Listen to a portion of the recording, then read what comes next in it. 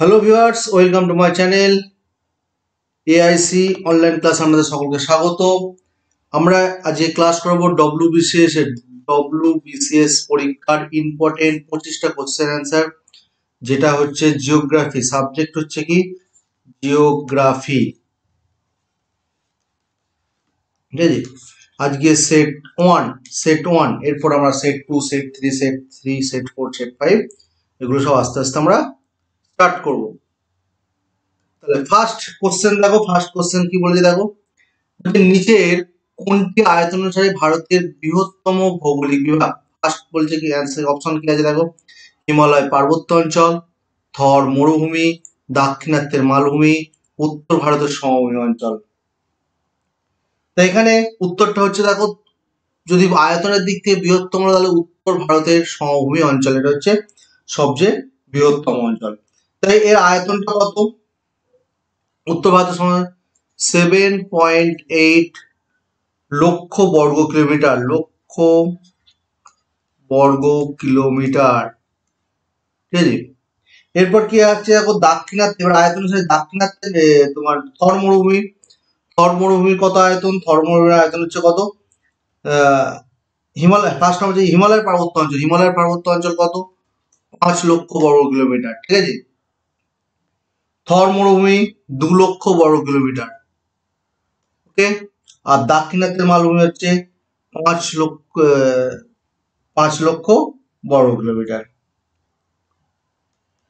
তাহলে এখানে সবটা আয়তন হিসেবে বড় যদি বলা হয় উত্তর ভারতের সমভূমি অঞ্চল, হ্যাঁ।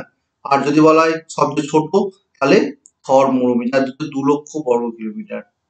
এই হচ্ছে 26 নম্বর কোশ্চেন। নেক্সট চলে যাই আমরা, আছে 27 কি বলছে দেখো, কৃষ্ণা নদীর ওপর নির্মিত আলমাট্টি ড্যাম নিয়ে নিম্নলিখিত কোন রাজ্যের মধ্যে বিবাদ রয়েছে? অর্থাৎ কৃষ্ণা নদীর ওপর যে নির্মিত আলমাট্টি ড্যাম নিয়ে কোন রাজ্যের মধ্যে বিবাদ রয়েছে? ভীষণ ইম্পর্টেন্ট। ফার্স্ট আমরা দেখবো উত্তর অপশন গুলো, কর্ণাটক ও গোয়া, কর্ণাটক ও অন্ধ্রপ্রদেশ, কর্ণাটক ও তামিলনাড়ু, অন্ধ্রপ্রদেশ তামিলনাড়ু। উত্তরটা হবে কর্ণাটক ও অন্ধ্রপ্রদেশ। এবার কৃষ্ণা নদীটা কোথায় অবস্থিত? কৃষ্ণা নদীটা হচ্ছে কর্ণাটকের ওপর অবস্থিত, কর্ণাটক রাজ্যে অবস্থিত কৃষ্ণা নদীটা। এর মধ্যে এটা কি আছে, আলমাট্টি ড্যাম, অর্থাৎ আলমাট্টি একটা বাঁধ আছে। এই বাঁধটি অন্ধ্রপ্রদেশ আর কর্ণাটক রাজ্যের মধ্যে মেনলি বিবাদ, অন্ধ্রপ্রদেশ ও কর্ণাটক রাজ্যের মধ্যে মেনলি বিবাদ হচ্ছে। এই আলমাট্টি হচ্ছে একটা জলবিদ্যুৎ কেন্দ্র। নেক্সট 28 নম্বর কোশ্চেন, গোয়ার কোন শহরকে ফেনী ক্যাপিটাল বলা হয়? ভীষণ ইম্পর্টেন্ট। অপশন গুলো হচ্ছে বার্ডেস, সাট্টারি, পন্ডা, মকুসা। উত্তরটা হবে বি, অর্থাৎ সাট্টারি। তো ফেনী ক্যাপিটালটা কি? ফেনী হচ্ছে সাট্টারির বিখ্যাত একটা strong smelling liquor, strong smelling liquor, ঠিক আছে। এটা কোথায়? এটা সাট্টারি মানে গোয়ার ছোট্ট শহর একটা সাট্টারিতে এটা খুব বিখ্যাত। এটাকে বলা হচ্ছে ফেনী। এই ফেনীটা কি দিয়ে তৈরি? ফেনীটা হচ্ছে দুটো জিনিস দিয়ে তৈরি হয়। এটা হচ্ছে cashew apples plus coconut sap,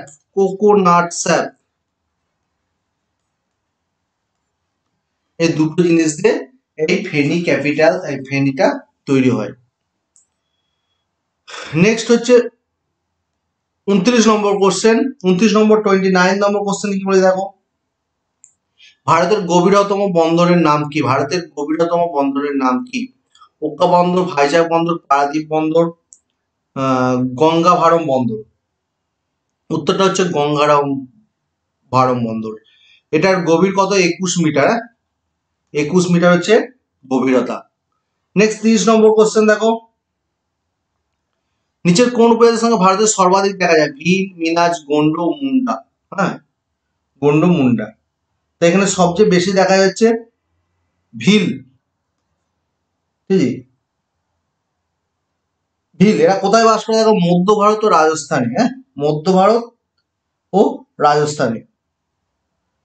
হচ্ছে 16 লোক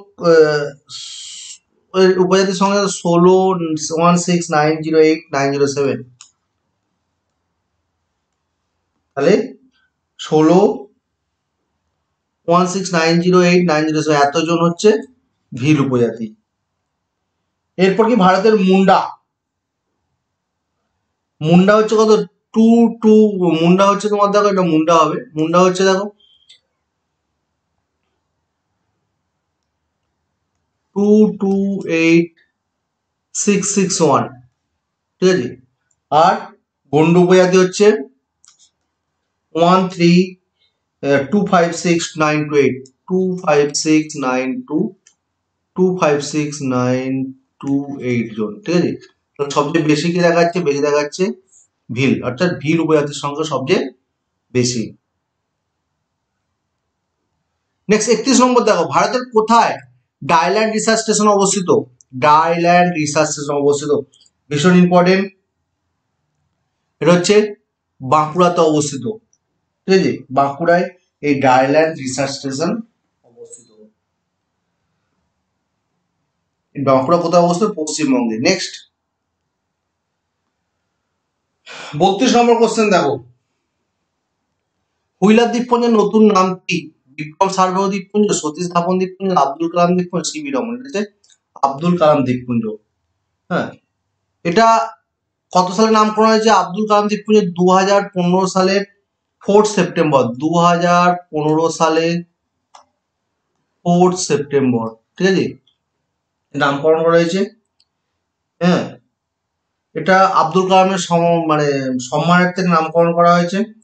এটি ভুবনেশ্বর থেকে কোথাও অবস্থিত? ভুবনেশ্বর থেকে 150 কিলোমিটার। হ্যাঁ, এই যে আব্দুল কালাম দ্বীপপুঞ্জ কোথায়? ভুবনেশ্বর থেকে 150 কিলোমিটার দূরে অবস্থিত। হ্যাঁ, 150 কিলোমিটার দূরে অবস্থিত। কোন সাগর? বঙ্গোপসাগর, উপসাগরে অবস্থিত, বঙ্গোপসাগরে অবস্থিত, ঠিক আছে। নেক্সট 33 নম্বর কোশ্চেন দেখো, নিচের কোন নদীর উৎপত্তি সিকিমের জেমু হিমবাহ থেকে হচ্ছে? হিমবাহ থেকে হয়েছে?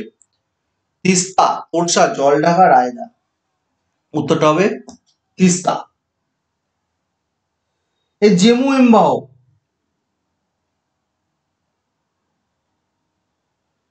কত মিটার উচ্চতা? জেমু হিমবাহের উচ্চতা হচ্ছে 5330 মিটার। হ্যাঁ, এই জেমু হিমবাহের উচ্চতা। এই যে হ্রদটা কোন হ্রদ থেকে উৎপন্ন হয়েছে? মনে রাখো, টিএসও লামুর।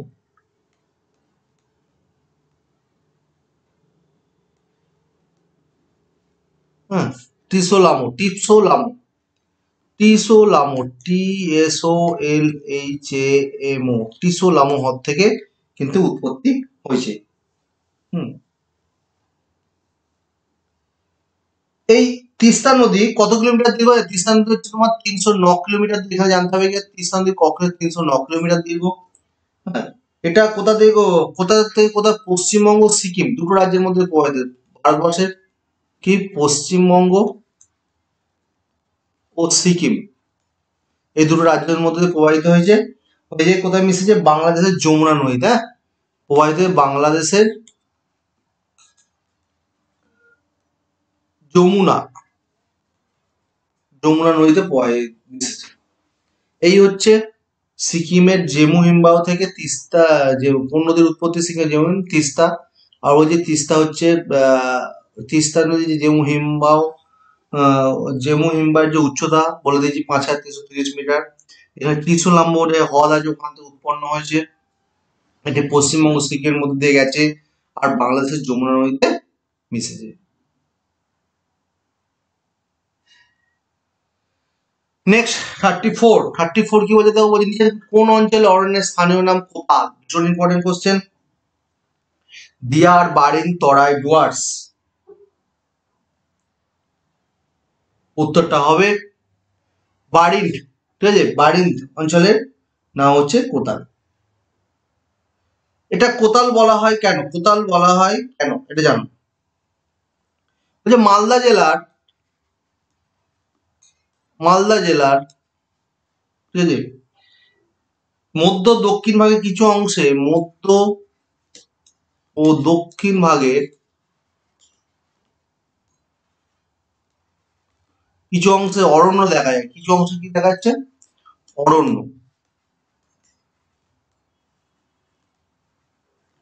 অরণ্য দেখা যাচ্ছে, ঠিক আছে। এই অঞ্চলে অরণ্যে কি গাছ দেখা যাচ্ছে? হিজল গাছ। হ্যাঁ, হিজল গাছ দেখা যায়, এই অরণ্যে হিজল গাছ দেখা যায়। সেই সেই অঞ্চলে যদি অরণ্যে হিজল গাছটা প্রচুর পরিমাণে দেখা যায় বলে তাই একে কোতাল নামে পরিচিত। ভালো করে মনে রাখবে, এটা মালদা জেলায়, তার মধ্য দক্ষিণে কিছু অংশ অরণ্য আছে এবং সেখানে হিজল নামক একটা গাছ দেখা যাচ্ছে। হিজল নামক গাছ দেখা যাওয়ার জন্যই নাম হচ্ছে কোতাল।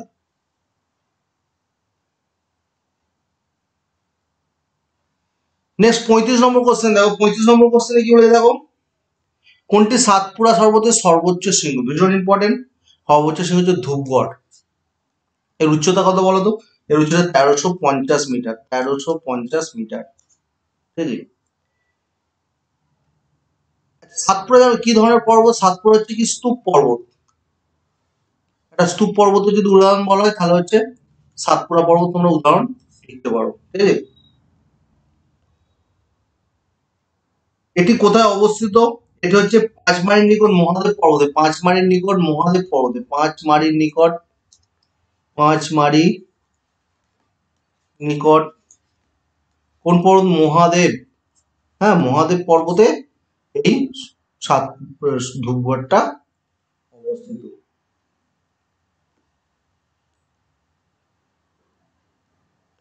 নেক্সট 36, থুম্বালাপাল্লে। থুম্বালাপাল্লে ইউরেনিয়াম খনিটি ভারতের কোন রাজ্যে অবস্থিত? ভীষণ ইম্পর্টেন্ট কোশ্চেন।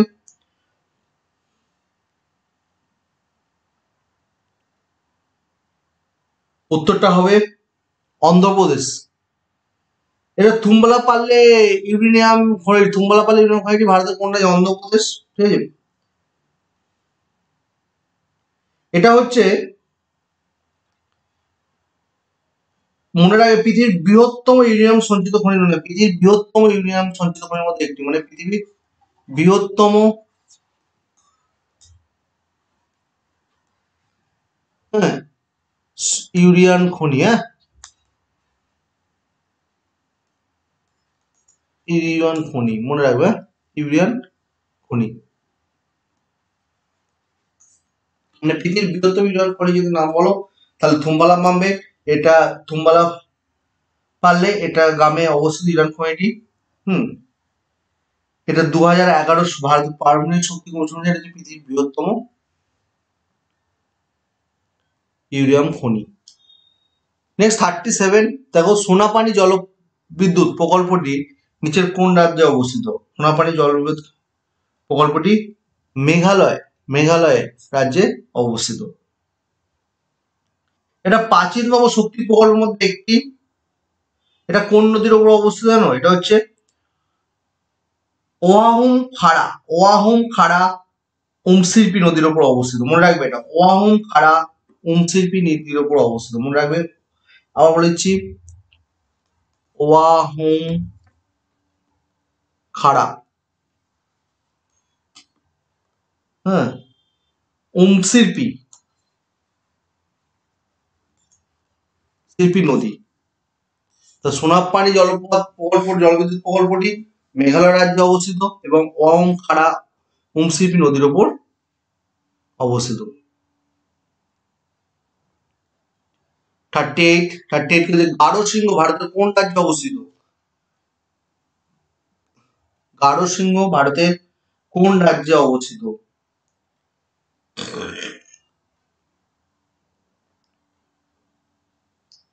উত্তরটা হবে দেখো নাগাল্যান্ড, মেঘালয়, মণিপুর, মিজোরাম। উত্তরটা হবে মেঘালয়, ঠিক আছে, মেঘালয়। তাহলে এই গারো সিংহ নাম হয়েছে কেন?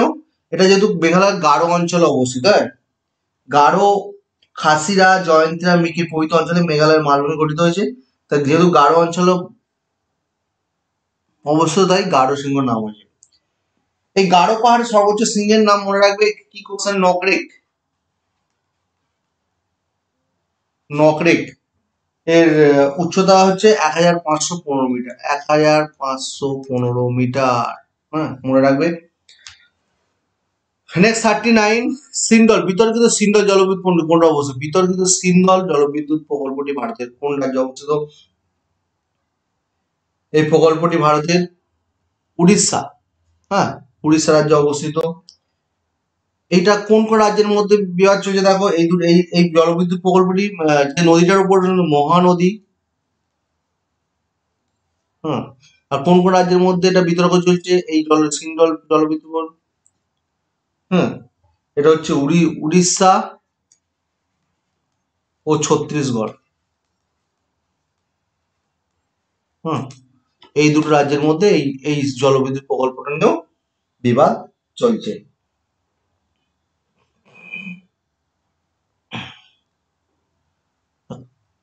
নেক্সট 40 নম্বর করে, রাম সেতু কোন প্রণালীতে অবস্থিত? ভীষণ ইম্পর্টেন্ট কোশ্চেন। রাম সেতু হচ্ছে পক প্রণালীতে অবস্থিত। এই রাম সেতুর রাম সেতুর আরেকটা নাম আছে আদম সেতু। রাম সেতুকে অনেক আবার আদম সেতুও বলে। ওকে, এটা রাম সেতুটা এ হচ্ছে কত দেখো, 130 কিলোমিটার দীর্ঘ। হ্যাঁ, 130 কিলোমিটার দীর্ঘ, ঠিক আছে। আর একটা জিনিস ধরো, এই রাম সেতু দুটো উপসাগর আলাদা করেছে। কোন দুটো উপসাগর? রাম সেতুতে কি কোশ্চেন আসতে পারে দেখো, একটা হচ্ছে পক উপসাগর, আর একটা হচ্ছে মান্নার উপসাগর। হুম, পক উপসাগর আর একটা হচ্ছে মান্নার উপসাগর, মানে এই দুটো উপসাগরকে এই রাম সেতু বা আদম সেতু আলাদা করেছে।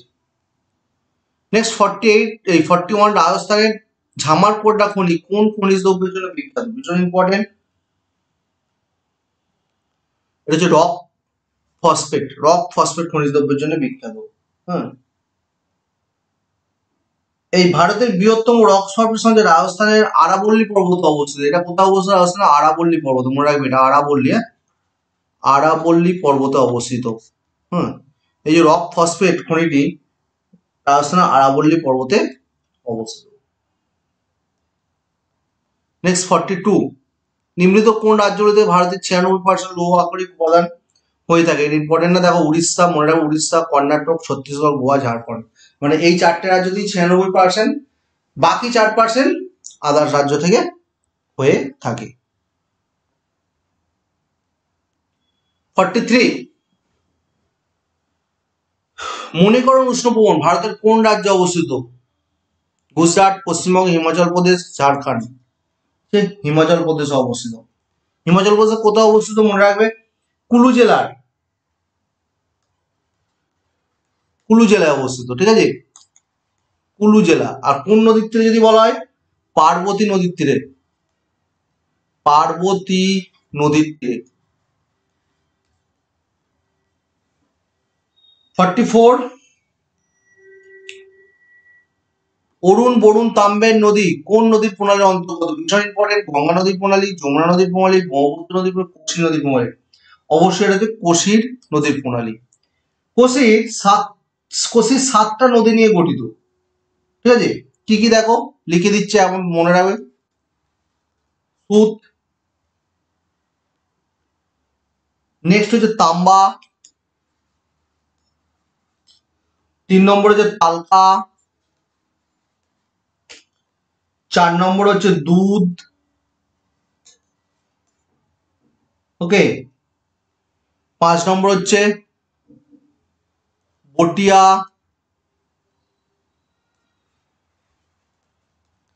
6 নম্বর হচ্ছে অরুণ, 7 নম্বর হচ্ছে তাম্বর। খুব ভালো করে মনে রাখবে, 7টা নদী, সাত, এই সুত, তাম্বা, তালকা, এটা তালকা, দুধ, বটিয়া, অরুণ আর তাম্বর। এই 7টি নদী নিয়ে কোশি নদী গঠিত। এই নদীগুলো কোথায় উৎপন্ন জানো? এই এই নদীগুলো উৎপন্ন হচ্ছে, মনে রাখবে, পূর্ব নেপাল, হ্যাঁ, পূর্ব নেপাল থেকে এই নদীগুলো উৎপন্ন হয়েছে। 45 চন্দ্র এবং ভাগা দুটি নদী কোন স্থানে মিলিত হয়েছে? ভীষণ ইম্পর্টেন্ট। চন্দ্র এবং ভাগা লেহ, শ্রীনগর, লাহোল স্পিতি, টান্ডি।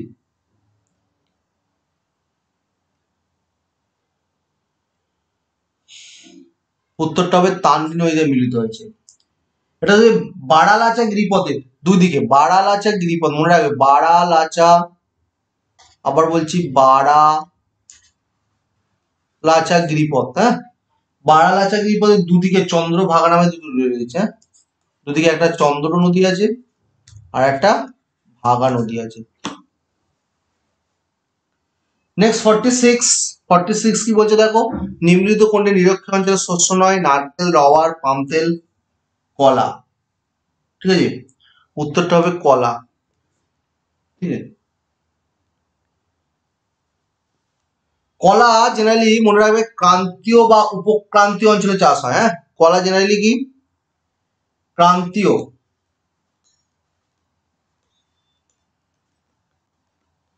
বা উপক্রান্তীয় অঞ্চলে চাষ হয়। আর রবার, নারকেল মনে রাখবে, রবার, নারকেল,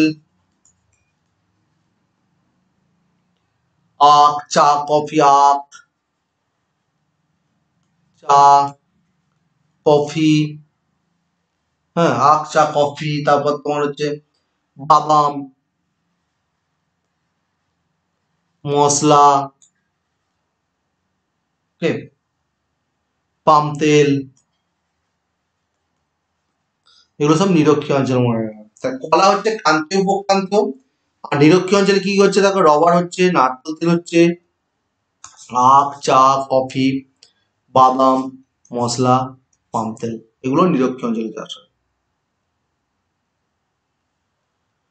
নিচের কোন ক্ষেত্রকে ভারতের ইকোলজিক্যাল হটস্পট বলা হয়? নিচের কোন ক্ষেত্রকে ভারতের ইকোলজিক্যাল হটস্পট বলা হয়? ভীষণ ইম্পর্টেন্ট। পূর্বঘাট, পশ্চিমঘাট, পূর্ব হিমালয়, পশ্চিম হিমালয়। অবশ্য উত্তরটা হচ্ছে পশ্চিম হিমালয়, পশ্চিম হিমালয়। ভারতের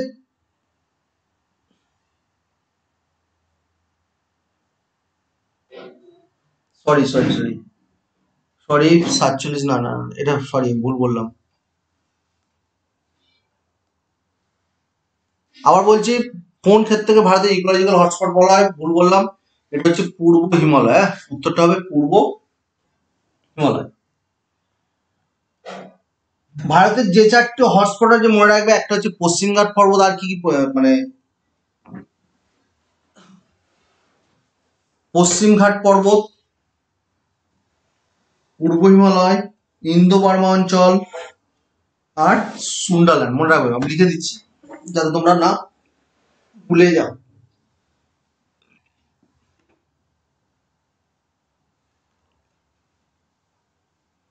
আবার বলছি, ভারতের চারটি হটস্পট আছে, পশ্চিমঘাট পর্বত,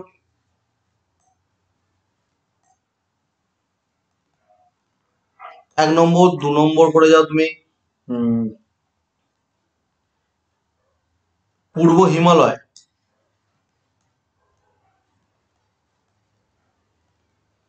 3 নম্বরে চলে আসো ইন্দো বার্মা অঞ্চল, ইন্দো বার্মা অঞ্চল, 4 নম্বর হচ্ছে সুন্ডারল্যান্ড। এই চারটি হটস্পট আছে, তার মধ্যে ইকোলজিক্যাল হটস্পট বলা হয় কি পূর্ব হিমালয়কে।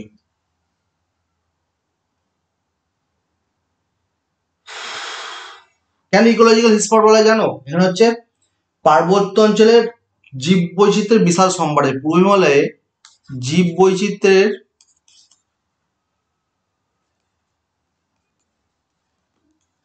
বিশাল সম্ভার আছে, তাই একে বলা হয় ইকোলজিক্যাল হটস্পট। 48 কি বলছে দেখো, শিবপুরি ন্যাশনাল পার্ক কি জন্য বিখ্যাত? শিবপুরি ন্যাশনাল পার্ক, এটা হচ্ছে নেগড়ে বাঘ আর চিতাবাঘের জন্য বিখ্যাত। হ্যাঁ, মধ্যপ্রদেশের বন্যপ্রাণী অভয়ারণ্য, এটা হচ্ছে বন্যপ্রাণী অভয়ারণ্য। হ্যাঁ, মনে রাখবে বন্যপ্রাণী অভয়ারণ্যে নেগড়ে বাঘ অভয়ারণ্য, চিতা, এই দুটোর জন্য শিবপুরি ন্যাশনাল পার্ক বিখ্যাত।